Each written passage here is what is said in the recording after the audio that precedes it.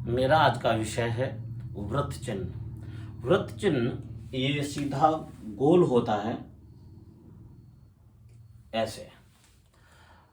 यह वृत्त चिन्ह केवल एक ही जगह शुभ फल देने वाला होता है, बहुत अच्छे फल देने वाला होता है। यदि आप इसको सूर्य पर्वत पर देखते हैं, हाँ, लोगों को संदेह होता है, ऐसा नहीं होता पर होता है।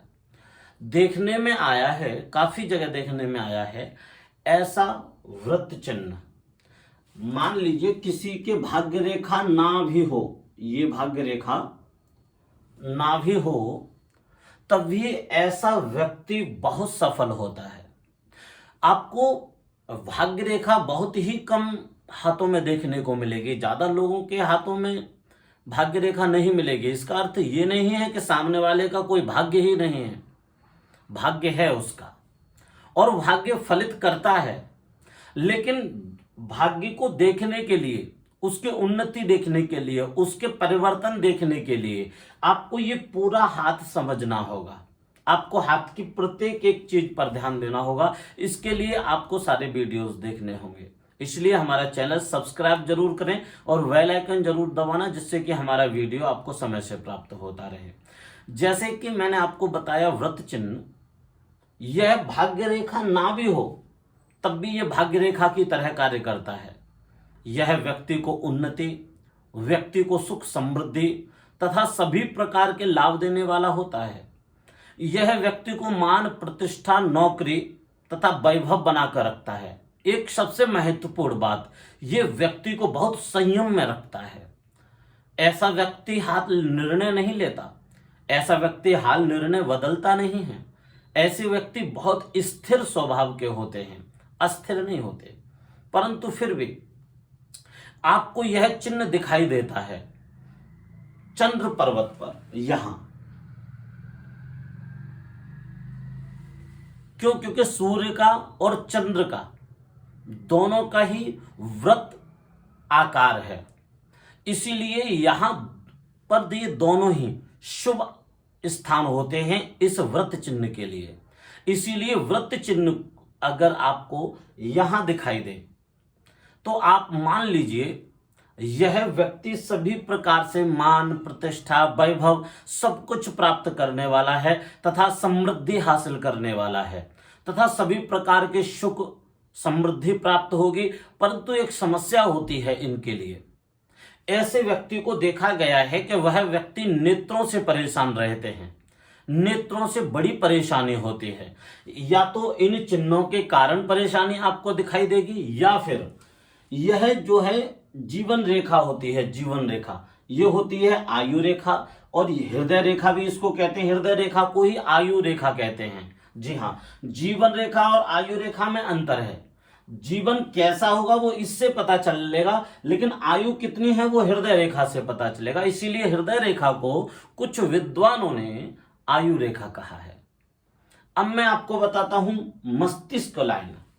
इसको मात्र रेखा के नाम से जाना जाता है और जीवन रेखा को पितृ रेखा के नाम से जाना जाता है। इन रेखाओं का विशेष महत्व है। इसको भाग्य रेखा कहा जाता है, लेकिन भाग्य रेखा ज्यादातर लोगों के हाथों में नहीं मिलती। बहुत ही चुने हुए लोगों के हाथ में यह भाग्य रेखा आपको देखने को मिलेगी। और कुछ लोगों की यहां से आरंभ हो रही होगी, कुछ की मध्य से आरंभ हो रही होगी, कुछ की सीधे मणिबद्ध से आरंभ होकर सीधे शनि पर्वत तक जाएगी। यह शनि पर्वत तक मान्य होती है। एक और बात, यही वृत्त चिन्ह किसी कारणवश, वैसे होता नहीं है, लेकिन अगर हो यहां शनि पर्वत पर, इसको भाग्य रेखा को हटाते हैं और भाग्य रेखा को हटाने के बाद में आपको मैं बताता हूं, अगर यदि यही रेखा, अगर यही रेखा वृत्त चिन्ह जिसे हम कहते हैं, यह भाग्य रेखा के स्थान पर पाया जाता है, तो ऐसे व्यक्ति को जल से संबंधित बहुत अच्छे लाभ प्राप्त होते हैं। जी हाँ, जल से जुड़े हुए, जल से संबंधित कार्यों में सफलता, जल से संबंधित कार्यों में उन्नति और समुद्र से संबंधित चीजों से लाभ प्राप्त होता है। ऐसा व्यक्ति बहुत ही सफल माना गया है। अब इसके बाद बात करें, हम इनको हटा देते हैं और इसके बाद में अगर हम देखते हैं कि यही चिन्ह यहां पर है तो व्यक्ति के वैवाहिक जीवन में उथल पुथल पैदा कर देगा। ऐसे व्यक्ति के जीवन में बहुत परेशानियां देखने को मिली हैं। शुक्र पर्वत पर यह चिन्ह अगर आपको प्राप्त होता है तो मान लीजिए आपके वैवाहिक जीवन को भंग करने की ताकत रखता है। दूसरी बात, यहां भी यह चिन्ह हानिकारक होता है। गुरु के स्थान पर, गुरु पर्वत पर यह चिन्ह बहुत ही अशुभ माना गया है।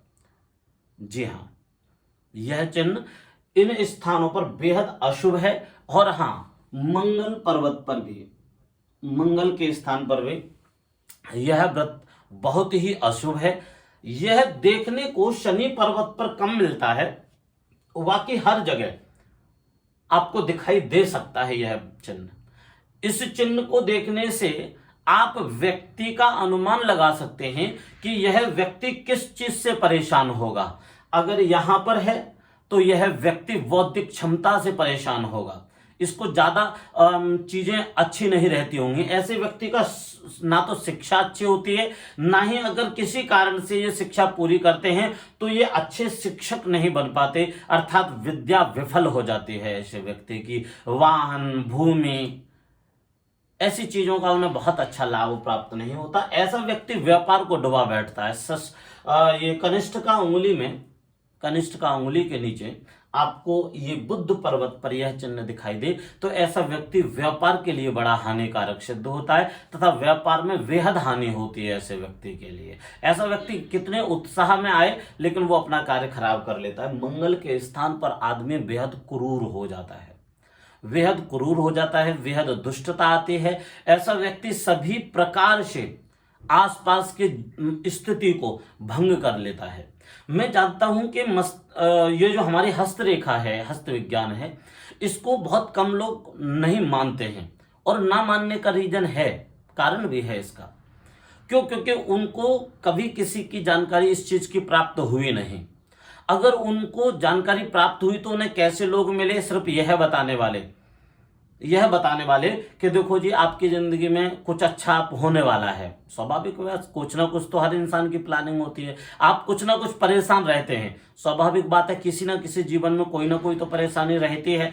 मतलब भ्रम पैदा करने वाले ज्योतिषी प्राप्त होते हैं जो कि कम जानकार हो। तो उससे क्या होता है, आसपास नेगेटिविटी फैलती है और लोगों का ज्योतिष विद्या से भरोसा हट जाता है। आप भी ये जानते हैं डॉक्टर और ज्योतिषी में सेम ही अंतर होता है, लेकिन जब डॉक्टर से गलती होती है तो कहते हैं लोग डॉक्टर को बदल देते हैं, इसकी दवा सूट नहीं करती है। और ज्योतिषी से अगर यदि देखने में कहीं कुछ भूल होती है तो लोग कहते हैं ये लोग पाखंड फैला रहे हैं। पाखंड नहीं है, जब तक आप किसी चीज को जानोगे नहीं तब तक आप किसी के भी विषय में कहोगे नहीं। और ऐसा कोई भी स्थान नहीं है जहां व्यक्ति कहीं ना कहीं विफल ना हो। मान लीजिए, मैं आपको अपना एक एग्जांपल, मेरा एक अनुभव है उसके विषय पर मैं बताता हूं कि किसी के भाग्य में मैंने एक बहुत अच्छी धन कोठरी देखी। धन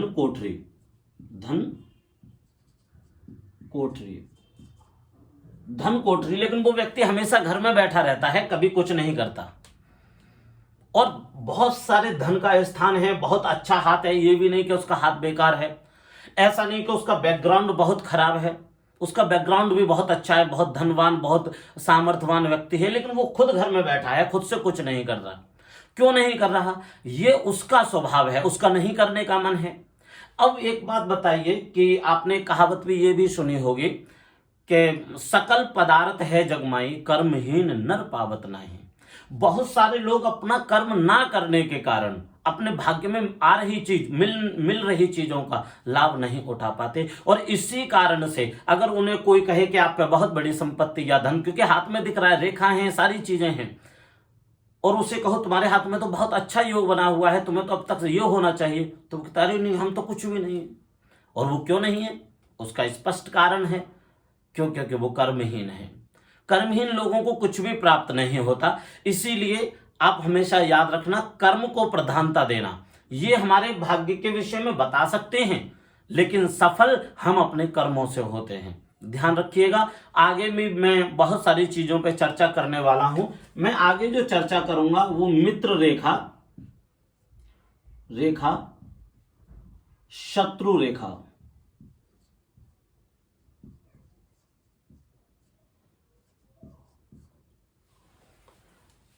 मित्र रेखा तथा शत्रु रेखा पर हम लोग विचार करेंगे। ये रेखाएं कहाँ पाई जाती हैं, इनका कैसे हमें देखना चाहिए, ये किन किन चीज़ों में हमें हानि देती हैं और किन चीज़ों में लाभ देती हैं, मैं इसके विषय में आपको बताऊंगा। तब तक के लिए मैं इजाज़त चाहता हूं। सभी लोग वीडियो को शेयर करें, लाइक करें तथा चैनल को सब्सक्राइब करना ना भूलें। राधे राधे, जय श्री कृष्ण।